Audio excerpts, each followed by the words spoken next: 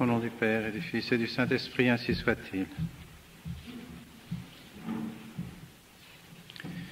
Mes bien chers frères, vous qui allez dans quelques instants revêtir l'habit religieux, je pense que vous ne pouviez pas choisir un dimanche plus adapté dans le choix des prières, de l'Épître et de l'Évangile que ce 19e dimanche après la Pentecôte.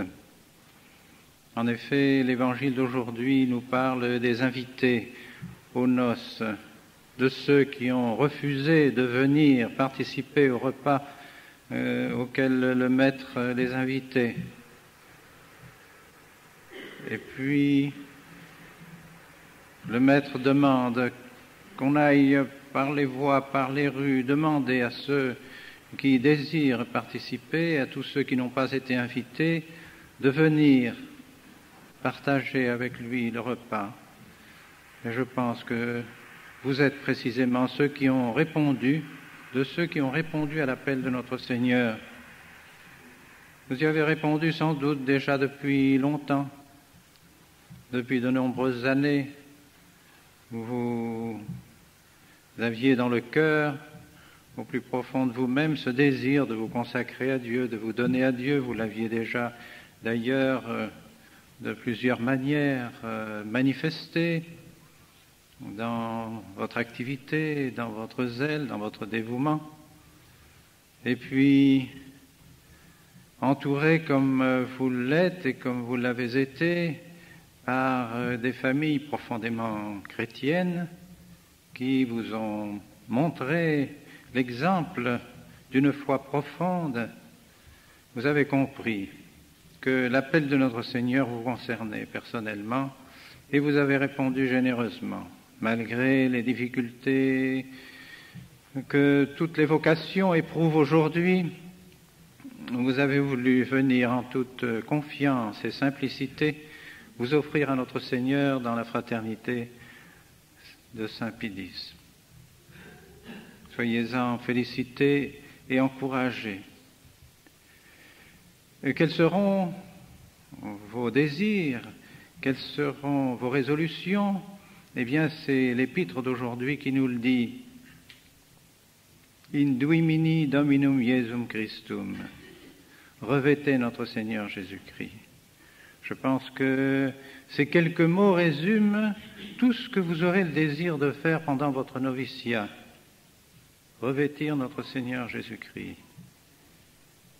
c'est-à-dire imiter ses vertus, mettre dans vos cœurs, dans vos esprits ses désirs, ses pensées, ses préoccupations, imiter notre Seigneur Jésus-Christ dans toutes vos attitudes, car désormais, revêtus de l'habit religieux, vous devrez être comme des lumières placés devant le monde afin de l'éclairer.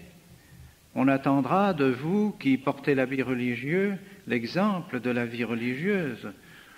Les fidèles et tous ceux qui vous voient et qui vous verront dans cet habit ne peuvent pas imaginer que l'on puisse porter l'habit religieux et ne pas en pratiquer les vertus. Il faudra donc que vous vous efforciez pendant cette année d'acquérir ces vertus religieuses et tout particulièrement l'esprit de piété, d'union à notre Seigneur Jésus-Christ, esprit de prière, esprit d'adoration, esprit d'amour de notre Seigneur Jésus-Christ, de service de notre Seigneur Jésus-Christ.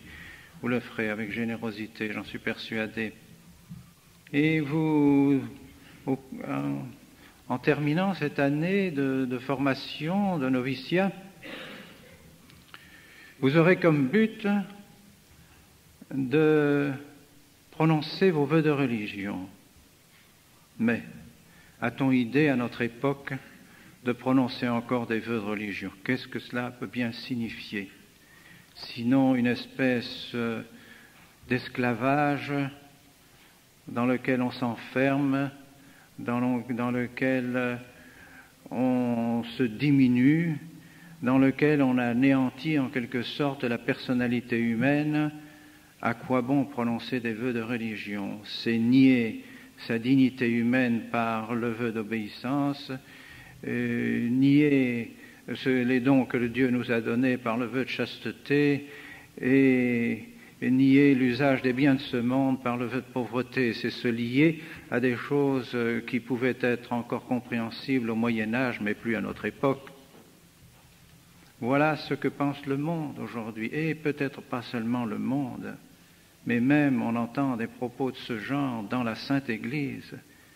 Et ceci est purement et simplement un écho de ce qu'ont toujours dit les ennemis de l'Église, ceux qui ont voulu se délier des liens que l'Église voulait nous donner pour nous délivrer. Ce sont des liens qui nous délivrent, ce sont des liens qui nous donnent la véritable liberté, mais cette véritable liberté des enfants de Dieu, on n'en veut plus. On n'en veut plus. Et c'est Luther, un des premiers qui a lutté farouchement contre les vœux de religion. Parce qu'ils éteignaient la liberté, parce qu'ils étouffaient la liberté.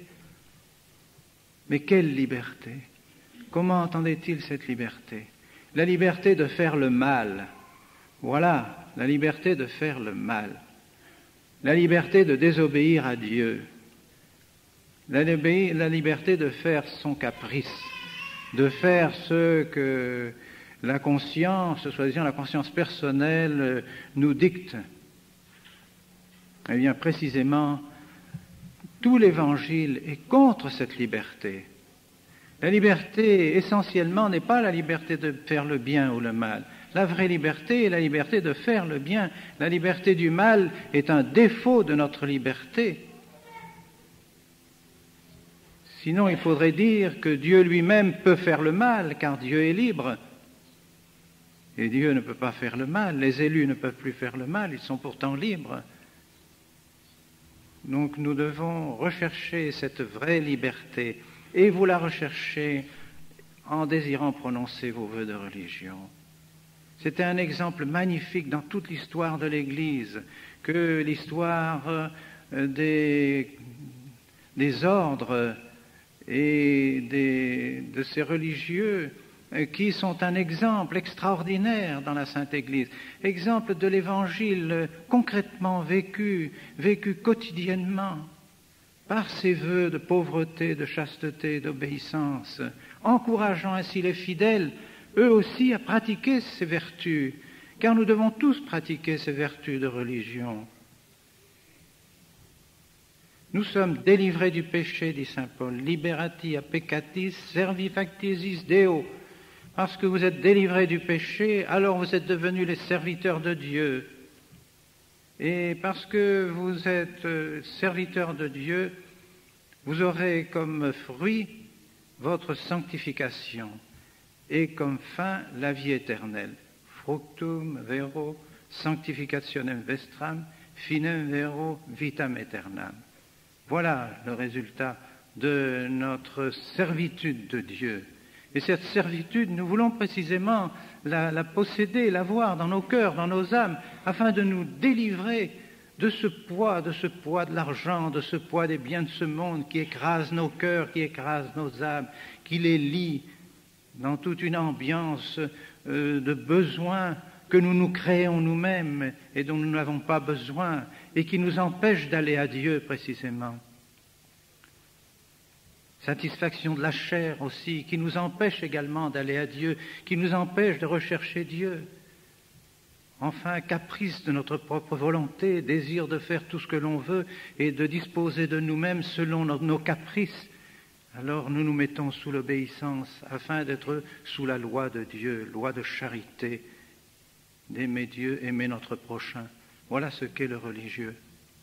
Mais vous me direz peut-être, mes chers amis, vous qui faites partie de la fraternité sacerdotale et qui êtes engagés simplement et non pas liés par des vœux, vous me direz alors pourquoi nous ne nous avons pas appliqué les vœux de religion à nous-mêmes? Eh bien, j'espère que vous en pratiquerez les vertus et que vous en recherchez les vertus, vous aussi.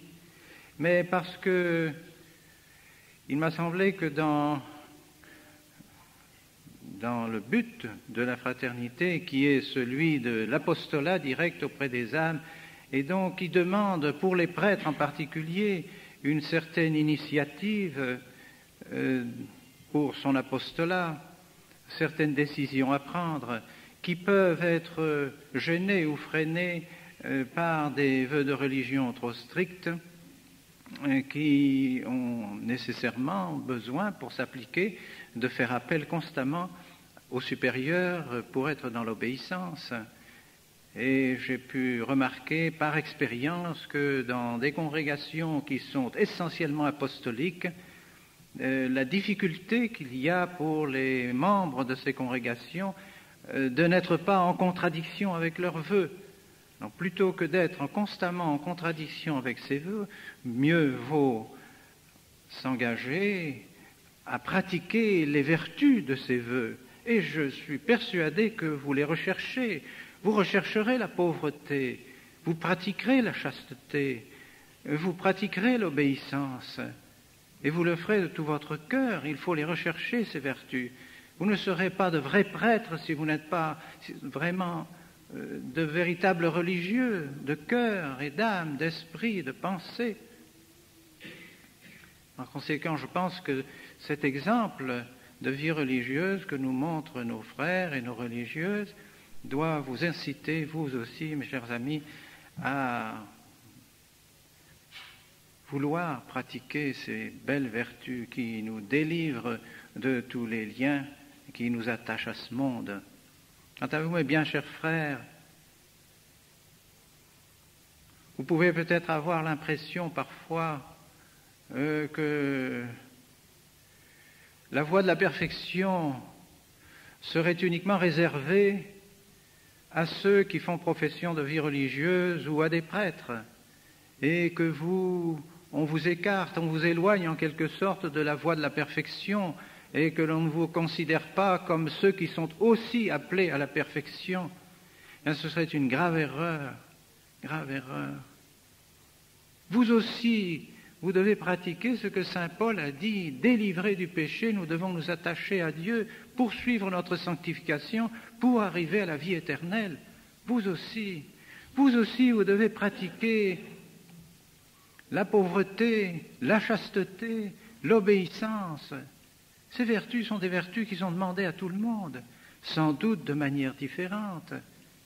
Mais on doit pratiquer la pauvreté, même dans sa famille. Aujourd'hui, on est tellement attiré par une espèce d'ambiance, de recherche de progrès et de recherche des richesses, pour avoir toujours les moyens les plus modernes à sa disposition, pour être toujours à jour avec le progrès, et ainsi on a cette recherche du confort, cette recherche des satisfactions matérielles qui font qu'on en oublie Dieu, et on oublie de pratiquer la pauvreté, alors qu'il est si bon de pratiquer la pauvreté, si bon d'être détaché dans son cœur de tant de choses qui sont inutiles, tant de choses inutiles, et qui nous entravent sur le chemin de la perfection, précisément. Pratique aussi de la vertu de chasteté. Il y a une chasteté qu'on pratique dans le mariage. Le mariage a des lois de chasteté. Et c'est là, certes, aussi un exercice qui demande de la vertu pour être fidèle à la loi de Dieu dans ce domaine. Et donc, vous avez besoin aussi des grâces du bon Dieu et des prières et de vous sanctifier afin de pratiquer cette vertu que le bon Dieu demande à tout le monde. Et la loi de l'obéissance, nous avons à obéir à Dieu, à ceux qui représentent Dieu auprès de nous, et donc à être fidèles, à obéir à Dieu et à ses commandements. Donc c'est quand nous sommes tous appelés à cette perfection, par des moyens différents, mais tous nous sommes appelés à la sainteté. Personne n'est exempt de la voie de la sainteté. Et par conséquent, aujourd'hui, puisque nous avons l'occasion d'avoir dans nos pensées et de rappeler dans le programme de notre vie cette perfection que nous devons avoir par l'exemple de deux jeunes vocations qui se donnent à la vie religieuse, qui veulent se donner à la vie religieuse, et bien que ce soit pour nous un encouragement à vivre vraiment toujours d'une manière plus parfaite, d'une manière plus profondément unie à Dieu, plus parfaitement conforme à l'Évangile que notre Seigneur nous enseigne. Demandons-le particulièrement à la très sainte Vierge Marie, demandons-le aussi à Saint Pidis, dont vous allez recevoir tout à l'heure la médaille. Demandons à la très sainte Vierge Marie, elle qui a vécu d'une manière parfaite toutes ces vertus, qui a vraiment été revêtue de notre Seigneur Jésus-Christ, demandons-lui aussi de nous aider à pratiquer ces vertus et à marcher dans le chemin de la perfection. Au nom du Père, et du Fils et du Saint-Esprit, ainsi soit-il.